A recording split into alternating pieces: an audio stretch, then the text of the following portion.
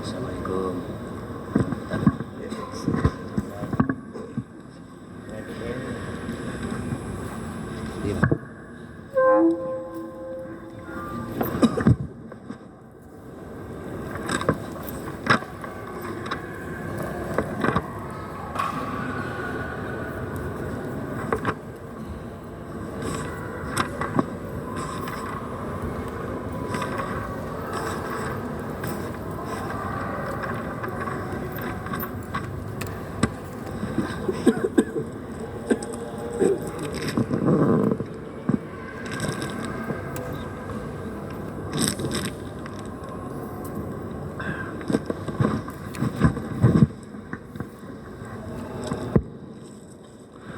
Bismillahirrahmanirrahim.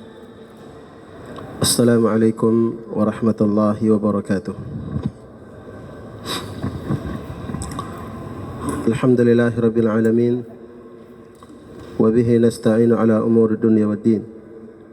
Wa ashhadu an la ilaha illallah wahdahu la syarika lah. Wa ashhadu anna Muhammadan abduhu wa rasuluh. Sallallahu alaihi wa ala alihi wa sahbihi wa man tabi'ahum bi ihsanin ila yaumiddin wa sallama tasliman katsira, amma ba'd. Ma'asyiral muslimin wal muslimat wal hadirin wal hadirat, jamaah salat maghrib rahimani wa rahimakumullah.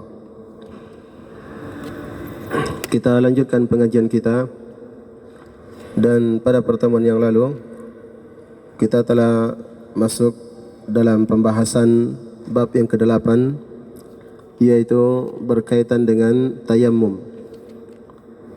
Dan kita juga sudah masuk ke dalam permasalahan yang kedua, masalah yang kedua, yaitu tentang syarat-syarat tayammum. Tentang syarat-syarat tayammum. Ya. Dan hal-hal yang dengannya seseorang dibolehkan untuk bertayammum. Taib. Berkaitan dengan syarat-syarat syahnya tayammum, kita sudah baca sebahagiannya, yaitu sampai pada poin yang keempat. Nah, dan sebelum kita lanjutkan, ya, untuk mengingatkan kembali, ya, syarat-syarat tayammum ini yang dengannya tayammum itu dianggap syah. Yang pertama syaratnya adalah niat. Ya, yang pertama syaratnya dia berniat untuk bertayammum, ya, mengangkat hadas, apakah hadas besar atau hadas kecil yang ada pada dirinya. Nah, kemudian yang kedua syaratnya adalah muslim, ya, Islam. Yang bertayammum ini adalah seorang muslim. Ya, kalau dia bukan muslim maka tidak syah tayammumnya. Yang ketiga adalah al-aql, dia berakal. Lawannya adalah tidak berakal, yaitu gila, mabuk, ya, atau pingsan. Kemudian yang keempat adalah tamyiz. Tamyiz yaitu berusia 7 tahun. Nah, berusia 7 tahun. Nah, kemudian syarat yang kelima sekarang kita lanjutkan. Kata beliau ta'adzuru isti'malil ma', yaitu ketika tidak bisa menggunakan air. Ya.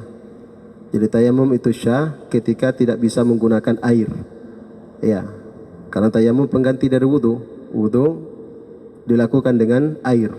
Maka ketika seseorang tidak mampu menggunakan air, maka baru dia boleh bertayammum. Ya, baru syah tayammumnya. Ya, selama masih dia berwudu, selama masih bisa berwudu, kemudian dia bertayammum, berarti tayammumnya syah atau tidak? Tayammumnya tidak syah. Kenapa? Ya, karena salah satu syarat syahnya tayammum itu adalah ketika dia tidak bisa menggunakan air. Kata beliau imma li adamihi, tidak bisa menggunakan air ini apakah karena airnya memang tidak ada. Ya, karena memang tidak ada air untuk berwudu, baru diganti dengan tayammum. Liqaulihi ta'ala, hal ini berdasarkan firman Allah Ta'ala, falam tajidu ma'an fatayammamu sa'idan tayyiba. Maka apabila kalian tidak mendapati air, fatayammamu, maka bertayammumlah kalian dengan sa'id yang baik, dengan sa'id yang baik atau yang suci. Ini menunjukkan bahwa tayammum itu diperbolehkan kapan? Kalau tidak mendapati air. Kemudian kata beliau, wa qaulihi sallallahu alaihi wasallam, dan juga berdasarkan ayat tadi sudah berlalu, yaitu dalam surah Al-Maidah ayat 6. Wa qaulihi sallallahu alaihi wasallam, dan juga hal ini berdasarkan sabda Rasulullah sallallahu alaihi wasallam, inna as-sa'ida at-tayyiba tahurul muslimi wa illam yajidil ma'a 10 sinin fa idza wajada al-ma'a falyumissahu basharatahu fa inna dhalika khair. Hadis riwayat Imam At-Tirmidzi. Nah, dan juga telah berlalu sebelumnya. Kata beliau, dan juga dalilnya dari sabda Nabi sallallahu alaihi wasallam, beliau mengatakan inna as-sa'id at-tayyib, sungguhnya sa'id yang baik, ya sa'id yang baik itu, adalah merupakan tahurnya seorang muslim, pensuci bagi seorang muslim, wa illam yajidil ma'a, apabila dia tidak mendapati air, walaupun dia tidak mendapati air 10 sinin, selama 10 tahun. Jadi pensuci dia, ya, apabila dia tidak mendapatkan air. Berarti apa ini? Tayammum. Ya, yang mensucikan dari hadas kecil atau hadas besar. Fa idza wajada al-ma'a, dan apabila dia mendapati air, falyumissahu basharatahu, maka hendaknya dia, ya, membasahi, ya, mengusapkan atau membasuh, ya, basharatahu, kulitnya dengan air tersebut. Fa inna dzalika khair, karena itu, ya, adalah baik baginya. Jadi hadis ini menunjukkan bahwa tayammum itu diperbolehkan apabila tidak mendapati air. Kemudian kata beliau, au li khaufihi ad-darar biistimalihi, atau, ya, tidak bisanya menggunakan air. Tadi yang pertama tidak bisa menggunakan air karena memang air tidak ada. Demikian pula tidak bisa menggunakan air ini li khaufid darar biistimalihi, karena dia khawatir membahayakan kalau dia menggunakan air tersebut. Jadi air ada, tapi kalau dia gunakan air untuk bersuci, apakah itu wudu, apalagi mandi misalnya, ya, dia khawatir bisa membahayakan dirinya. Au li maradin yukhsha ziyadatuhu au ta'akhuru shifaihi, ya, atau biistimalil ma', atau misalnya karena dia sakit sehingga dia khawatir, ya, kalau dia menggunakan air maka sakit yang dia derita itu bisa bertambah, au ta'akhuru shifaihi, atau, ya, bisa bisa tertunda kesembuhannya, atau bisa lambat sembuhnya, biistimalil ma', kalau dia menggunakan air, ya, kalau dia menggunakan air, ya, maka saat yang seperti ini itu juga boleh baginya untuk bertayammum. Liqaulihi ta'ala, berdasarkan firman Allah Ta'ala, wa in kuntum marda, dan apabila kalian sakit, maka ini menunjukkan bahwa, ya, orang yang mendapati air, ya, akan tapi dia tidak bisa menggunakan air tersebut karena sakit, ya, karena khawatir bisa membahayakan dirinya, maka dia boleh untuk bertayammum. Wali hadithi sahibi syujjah, dan juga berdasarkan hadis, ya, seorang lelaki yang terluka. Syujjah, ya, itu artinya luka, tapi luka, ya, kalau dengan bahasa syujjah itu khusus digunakan untuk luka yang terjadi pada bagian kepala. Jadi kalau kepala yang luka itu dikatakan syujjah, ya. Tapi kalau bagian badan, ya, yang terluka itu katakan jurhun, ya. Luka juga artinya. Ya, tapi kalau syujjah itu khusus penggunaannya kalau luka bagian kepala. Ya, jadi ada seorang lelaki, ya, di dalam perjalanan dia terluka, ya, terluka bagian kepalanya, merobek kepalanya. Lalu kemudian di malam hari dia mimpi basah. Di malam hari dia mimpi basah. Maka ketika ingin sholat subuh, ya, dia bertanya kepada teman-temannya yang bersama dia pada waktu tersebut. Ya, dia bertanya kepada teman-temannya, untuk meminta keringanan, apakah dia boleh untuk bertayammum, ya, tidak perlu mandi karena kepalanya luka. Maka teman-temannya mengatakan tidak, ya, kamu tidak boleh mandi, kamu tidak boleh bertayammum. Kamu harus mandi. Kenapa? Karena air ada. Itu jawaban teman-temannya. Akhirnya apa yang dia lakukan? Ya, akhirnya dia pun paksakan dirinya untuk mandi. Ya, dalam keadaan kepalanya luka. Dia paksakan untuk mandi karena teman-temannya mengatakan kamu tidak boleh tayammum. kamu harus mandi karena air ada. Maka dia mandi. Setelah dia mandi, ternyata apa yang terjadi? Dia meninggal. Orang ini meninggal. Maka ketika teman-temannya ini sampai ke Madinah dan bertanya kepada Nabi, menyampaikan kisah tersebut kepada Nabi SAW, kejadian tersebut, maka apa kata Nabi SAW? Qatalahumullah. Nah, semoga Allah membunuh mereka, memerangi mereka. Qataluhu, mereka telah membunuhnya. Nah, maksudnya teman-temannya ini, kata Nabi, dia telah membunuh orang ini tadi. Padahal dia tidak membunuhnya, tapi Nabi sandarkan pembunuhan itu kepada mereka. Kenapa? Karena mereka sebabnya. Nah, qataluhu, mereka telah membunuhnya. Qatalahumullah, semoga Allah memerangi mereka. Hallan sa'alu idza lam ya'lamu. Mengapa mereka tidak bertanya ketika mereka tidak mengetahui? Innama syifa'ul ayyi as-su'al. Sesungguhnya obatnya kejahilan itu, kebodohan itu adalah dengan bertanya. Artinya apa? Nabi mengingkari perbuatan teman-temannya ini. Sudah tahu orang yang terluka bagian kepalanya. Nah, tidak bisa mandi, bisa membahayakan, tapi justru mereka katakan kamu harus mandi. Akhirnya dia mandi dan meninggal. Maka Nabi SAW mengingkarinya dengan pengingkaran yang keras. Kata Nabi SAW, mengapa mereka tidak bertanya kalau mereka tidak mengetahui? Nah, sesungguhnya obat daripada kebodohan itu adalah bertanya. Jemaah sekalian yang dimuliakan oleh Allah Subhanahu wa taala. Maka ini menunjukkan bahayanya berbicara dalam masalah agama tanpa ilmu. Ini perkara yang berbahaya ini. Dan setiap muslim harus paham ini. Bahwa berbicara dalam perkara agama bukan perkara yang remeh, bukan perkara yang ringan. Kenapa? Karena ini agama milik Allah Subhanahu wa taala. Ketika dia mengajarkan sesuatu, menyandarkan kepada agama, itu artinya ini adalah bagian dari syariat Allah. Dia mengatasnamakan Allah karena syariat ini milik Allah Subhanahu wa taala. Maka kalau dia berdusta, berarti dia berdusta atas nama Allah Subhanahu wa taala. Jadi ini bukan perkara yang remeh, bukan perkara yang ringan. Nah, oleh karena itu sahabat-sahabat Nabi SAW, mereka itu takut ditanya dalam perkara agama. Kalau mereka ditanya, dilemparkan kepada temannya, coba tanya yang sana. Di sana ditanya, dilemparkan lagi kepada yang lainnya. Akhirnya kembali lagi kepada dia. Nah, ini menunjukkan kehati-hatiannya para sahabat Nabi SAW di dalam urusan agama. Nah, dan mereka paham Nabi SAW mengancam orang-orang yang berdusta atas nama Nabi SAW. Tidak tahu sok tahu. Menyandarkan sesuatu atas nama Nabi SAW. Para Nabi tidak bersabda berdusta atas nama Nabi SAW untuk menguatkan pendapatnya, untuk menguatkan keinginannya. Na'udzubillah. Nabi SAW mengancam dalam hadis yang mutawatir. Kata Nabi SAW, man kadzaba alayya muta'ammidan falyatabawwa maq'adahu minan nar. Siapa yang berdusta atas namaku dalam keadaan sengaja, kata Nabi, maka ambillah tempat duduknya dalam api neraka. Ini ancaman bagi orang yang berdusta atas nama Nabi SAW. Maka jangan anggap perkara remeh. Berkaitan dengan urusan agama Allah Subhanahu wa taala. Dan banyaknya kerusakan yang terjadi ini karena orang-orang yang tidak mengerti dalam urusan agama, lalu justru dia yang berfatwa. Dia yang memberikan penjelasan padahal tidak paham, tidak mengerti. Nah, hadirin yang dimuliakan oleh Allah Subhanahu wa taala. Nah, maka Nabi SAW ingkari di sini.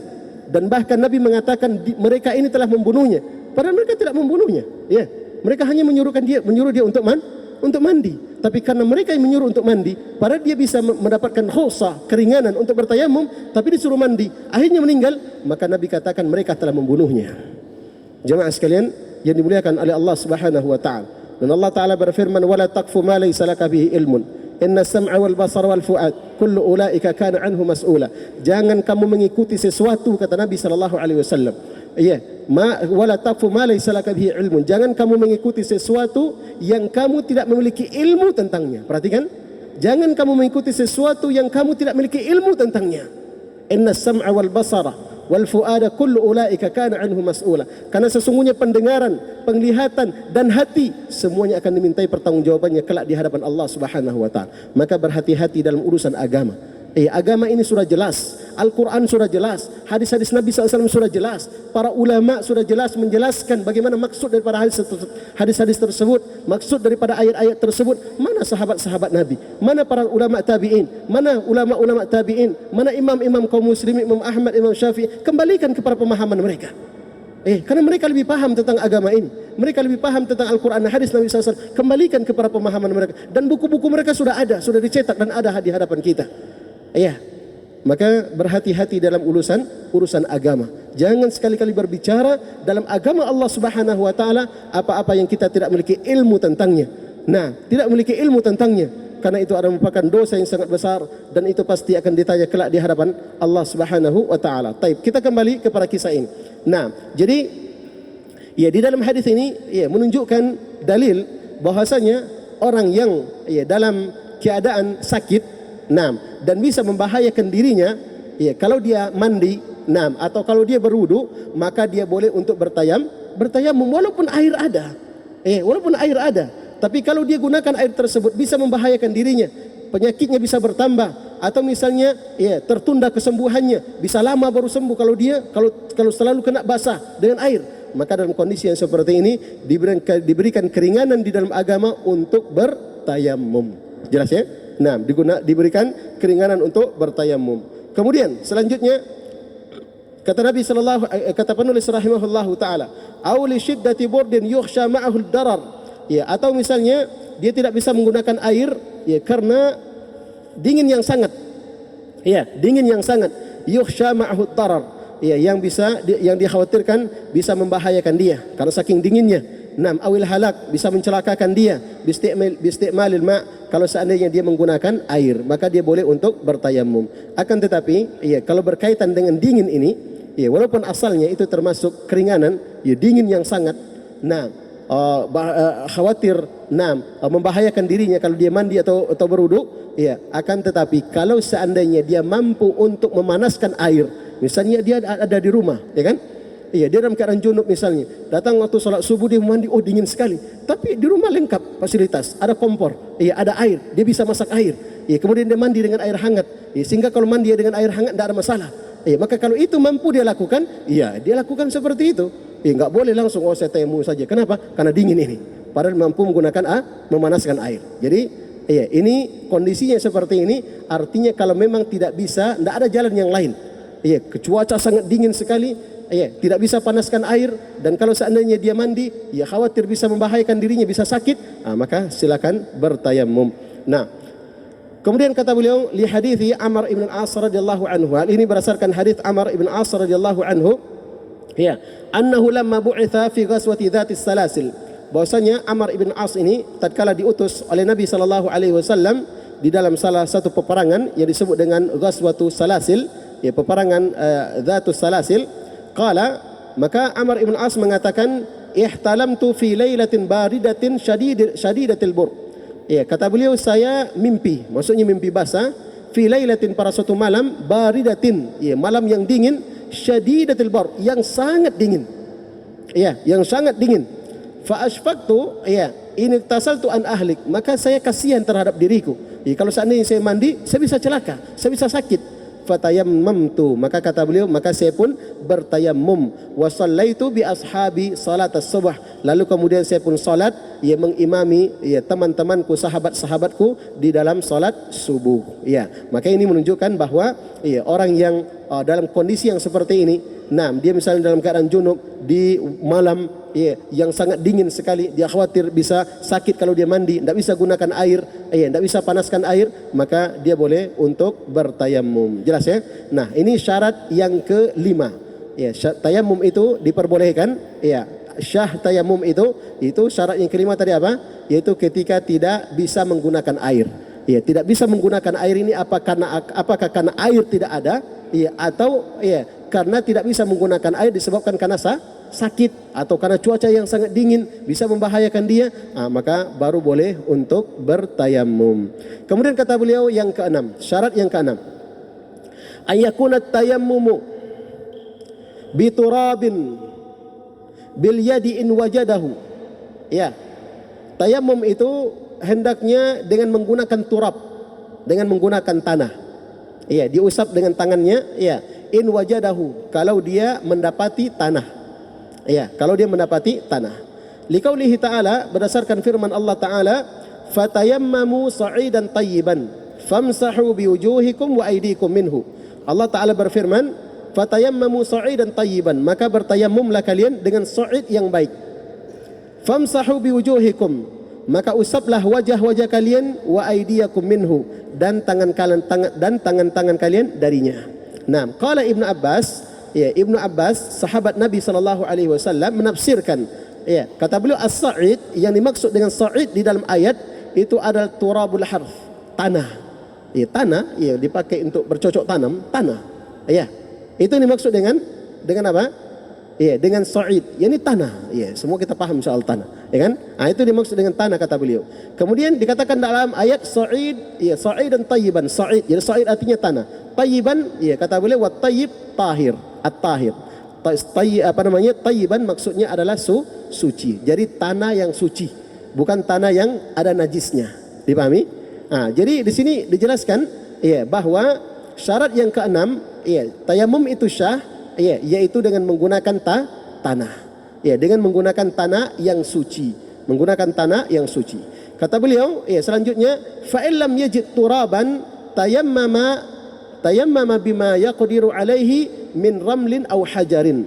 Dan kalau seandainya dia tidak mendapati tanah, ya, tidak mendapati tanah, tayammama bima yaqdiru alaihi, maka dia boleh bertayamum dengan apa yang dia mampu, ya, min ramlin, dari ramal. Ya, ramal, yakni lumpur atau hajar atau ramal, batu-batu kecil, kerikil-kerikil. Nah, atau hajar atau batu-batu besar. Ya. Nah, maka itu boleh bertayamum dengannya. Kenapa? Kata beliau liqaulihi ta'ala, ya, berdasarkan firman Allah Ta'ala, fattaqullaha mastata'tum, bertakwalah kalian kepada Allah sesuai dengan kemampuan kalian. Nah, sesuai dengan kemampuan kalian. Qala al-Auza'i, dan berkata Imam al-Auza'i rahimahullahu ta'ala, ar-ramlu minat sa'id. Ramal itu, ya, kerikil-kerikil itu termasuk dari, ya, termasuk bagian daripada tanah. Ya, karena dia berada di tanah, ya, di bumi. Ya, taib.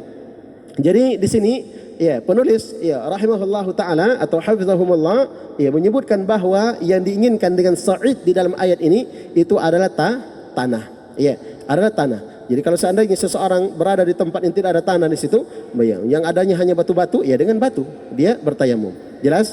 Ya. Dan sebagian para ulama yang lain mengatakan bahwa yang dimaksud dengan sa'id itu adalah ma'ala 'alal ardi. Ya, apa yang berada di atas permukaan bumi. Ya, apa yang ada di atas permukaan bumi.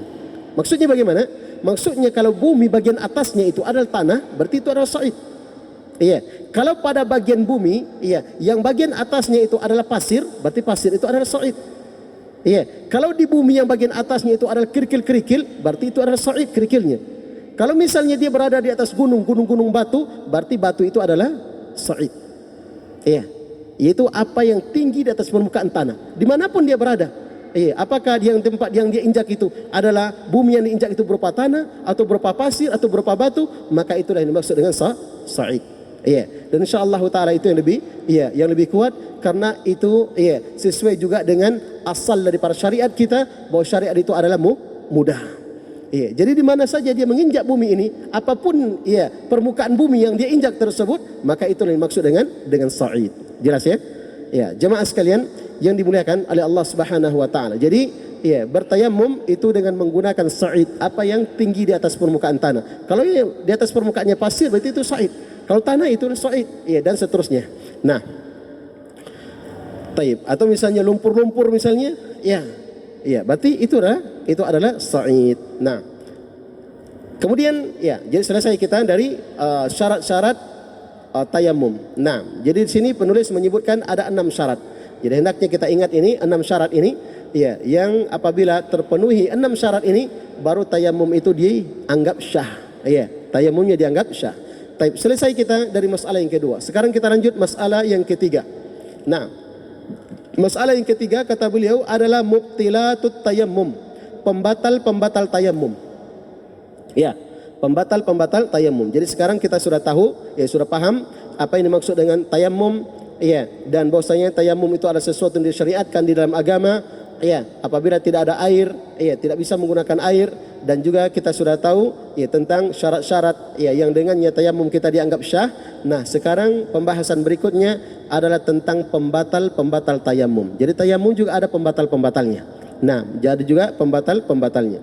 Kata beliau yang pertama, ya, yubtilu tayammum min hadatsin asghar bimubtilatil wudu wa an hadatsin akbar bimujibatil ghusli min janabatin wa haidin wa nifas. Kata beliau tayammum itu batal, ya. Nah, dari hadas kecil, ya. Bimubtilati al-wudu, dengan pembatal-pembatal wudu. Dengan pembatal-pembatal wudu. Wa an hadatsin akbar, dan dari hadas besar bimujibatil ghusl min janabatin wa haidin wa nifas. Ya, dan dari hadas besar maka pembatalnya adalah hal-hal yang mewajibkan untuk mandi. Ya, yaitu junub, haid dan nifas. Ya, haid dan nifas. Baik.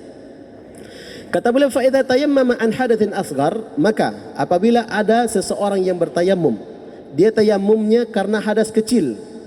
Ya. Karena hadas kecil. Maka thumma bala au taghawwata. Lalu kemudian setelah tayammum dia buang air kecil atau buang air besar. Ya, batala tayammumuhu, maka tayammumnya batal. Ya, karena itu termasuk pembatal wudu. Ya, berarti kalau dia tayammum ini untuk mengangkat hadas kecil, berarti posisinya sama dengan wudu. Ya, kan sama dengan wudu. Maka apa yang membatalkan wudu itu juga membatalkan tayammum. Jadi kalau dia kita lanjutkan. Lianna tayammum badal anil wudu. Karena tayammum di sini dia sebagai pengganti dari wudu. Wal badalu lahu hukmul mubdal, dan pengganti itu hukumnya sama dengan hukum yang dia ganti. Wa kata tayammum an hadatsil akbar, dan demikian pula tayammumnya dari hadas besar. Kalau dia tayammum dari hadas besar berarti pengganti daripada apa? Daripada mandi. Daripada mandi. Maka mandi itu itu batal dengan apa? Dengan dia junub, dengan haid misalnya. Berarti kalau begitu dia harus mandi lagi. Maka demikian pula orang yang tayammumnya karena untuk mengangkat hadas besar, kemudian dia junub lagi, berarti dia batal wudunya, batal tayammumnya. Jelas? Taib. Jadi pembatal tayammum itu sama dengan pembatal wudu dan pembatal mandi. Jelas ya? Nah, jadi apa saja yang membatalkan wudu, maka itu juga termasuk pembatal mandi. Ini yang pertama, pembatal tayammum. Kemudian yang kedua, wujudul ma. Ya. Pembatal tayammum yang kedua adalah wujudul ma'i, adanya air. Adanya air. Jadi tayammum tadi diperbolehkan kapan? Kalau tidak ada air. Nah, sekarang pas ada air, berarti tayammumnya batal. Tayammumnya batal. Kata beliau, in kana tayammumu li adamihi. Kalau tayammumnya itu adalah karena tidak ada air. Maka kapan ada air berarti tayammumnya batal. Liqaulihi sallallahu alaihi wasallam, berdasarkan sabda Rasulullah sallallahu alaihi wasallam, fa idza wajadtal ma'a fa amissahu basharataka. Apabila kamu mendapati air, maka sentuhkanlah air itu ke kulitmu, ke anggota wudumu. Artinya gunakan air. Kalau ada air, maka gunakan air, jangan bertayammum. Kama taqaddama, sebagaimana yang telah berlalu. Tapi ini jadi syarat yang kedua itu adalah kalau tayammumnya disebabkan karena tidak ada air, maka kapan ada air berarti tayammumnya batal. Tayammumnya batal. Contoh misalnya, ada orang ingin sholat zuhur. Ingin sholat zuhur, sudah masuk waktu zuhur, cari-cari air, tidak ada air. Akhirnya dia bertayammum. Pas bertayammum ini, selesai bertayammum, ketika ingin sholat, tiba-tiba ada turun hujan, misalnya, atau tiba-tiba ada orang yang bawakan dia air. Sekarang boleh tidak dia sholat dengan sholat zuhur dengan tayammum tadi? Padahal sekarang sudah ada air?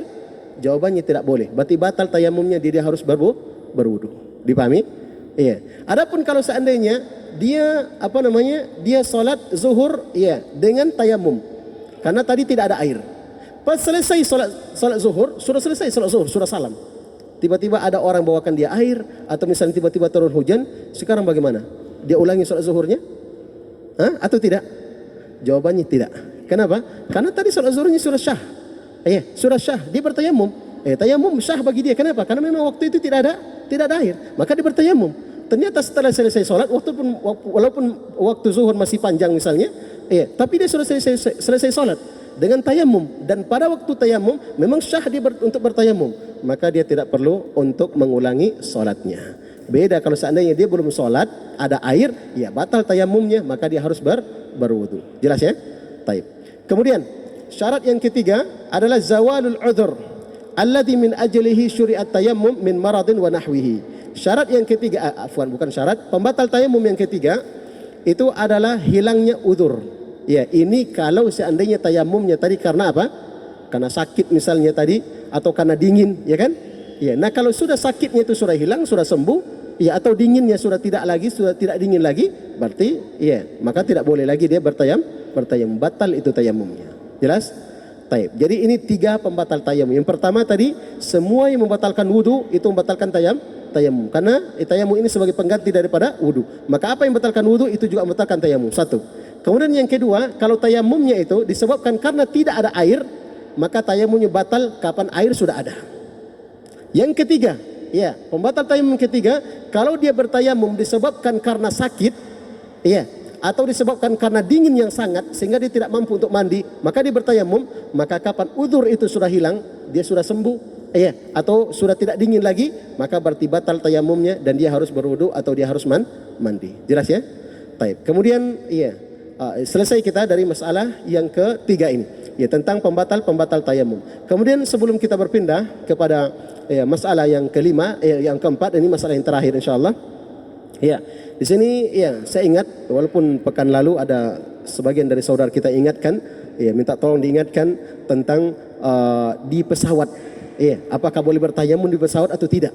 Ya, sebenarnya ya penting, betul. Ya, ini harus diingatkan. Ya, insyaallah semua kita di sini sudah pernah naik pesawat. Ya. Nah, sekarang di pesawat ada air atau tidak? Hah?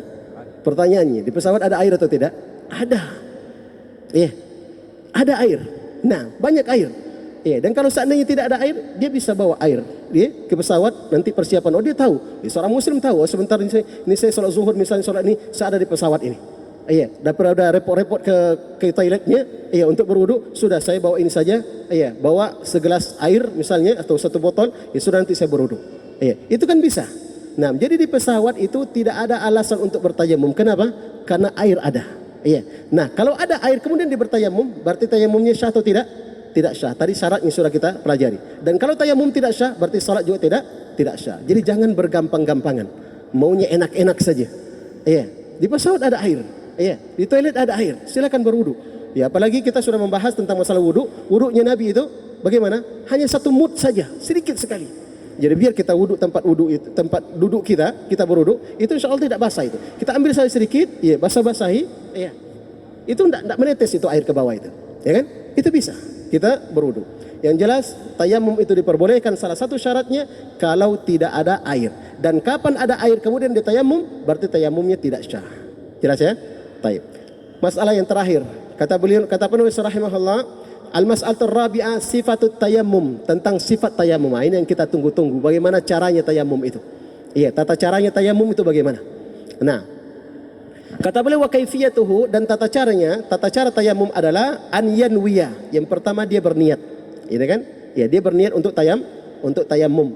Iya, untuk tayamum. Nah, kemudian dia niatkan juga, ya, tayamum ini untuk apa? Untuk mengangkat hadas besar atau hadas kecil. Nah, tergantung keadaan dia, ya kan? Ya, kemudian setelah berniat, ya, tentunya niat dalam hati, ya, bukan dilafazkan. Kemudian thumma yusammi, kemudian dia, ya, membaca bismillah.